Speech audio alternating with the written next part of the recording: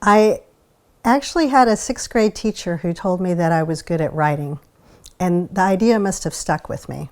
I really got a sense of how important it was to get correct information to people so that they could make up their own minds. As part of my major, we were required to have an internship every semester, and the first internship I did was with the League of Women Voters. And one of the offices I was a regular visitor to was grandly called the Knight Ridder Newspaper Bureau. And at the end of my freshman year, they asked if I was coming back to school.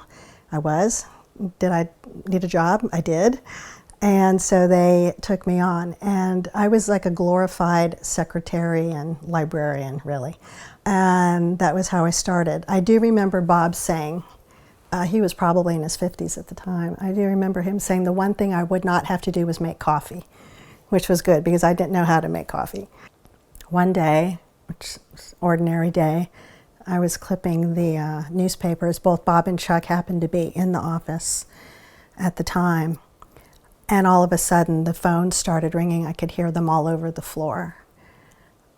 And what had happened was that Dan White had shot and killed the mayor of San Francisco, George Moscone, and Harvey Milk. And that was the first time that I got to see a major news story in action and how the reporters were responding to it.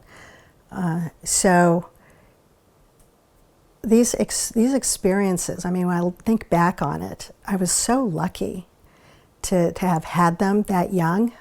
Because when I started working for them, I would have been 19, I think.